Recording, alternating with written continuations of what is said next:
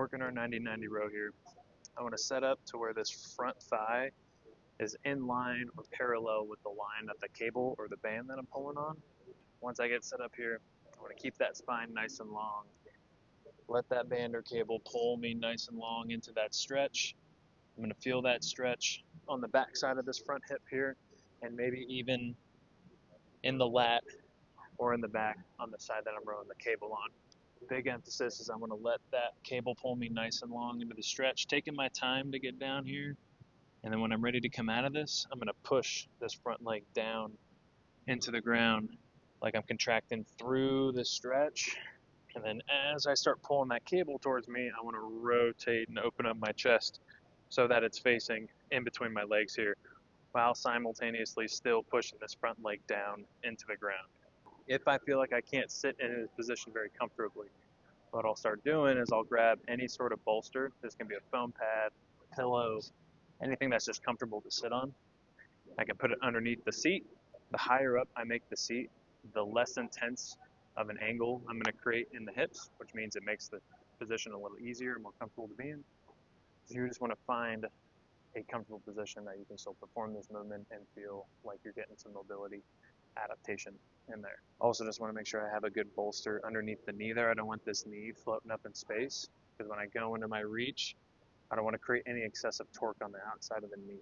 So I'll take any sort of bolster, throw that on the outside of the knee, just so that's got a surface that it can contact as it goes down. The big emphasis on this is strength and length. So your first goal is to feel like that motion's nice and grooved out. So if I feel any restrictions, especially if you feel more restriction on one side versus the other, I want to first spend some time making sure I'm getting some good quality time in those stretched positions with a little bit of load there.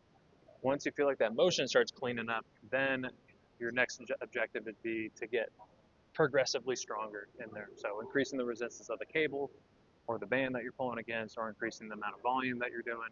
Tempo of this stays nice and slow, controlled. Doesn't need to be very fast or whippy by any means. So you're going to want to set up to where this front thigh is in line or parallel with the line that the cable's on. I'm going to first start off by rotating my chest in between my legs. This hand on the ground can be light on the ground, or I can be completely up the ground if I have the strength and the mobility to hold this position.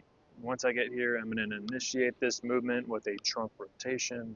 And then as my chest starts to face my front leg, I'm going to finish through by pressing nice and long with that hand that's on the cable there. I should feel a nice little stretch on the back part of this front hip. And then once I get into my reach, I'm going to control that resistance back up, and then control that resistance coming back again to where my chest is facing in between my legs. So here, we're working on some strength and rotation, some mobility in the hips, actively pushing and reaching into that position with the cable resistance here. Once I get back here, I want to make sure that I don't rotate so much to where I feel uncomfortable on this back hip. So I want to make sure that either I have this hand on the ground, or I make sure the resistance is at a level to where I can control this rotation back as far as my body will let me come. And then I have the strength to initiate that movement with the trunk and then finish through with the arm.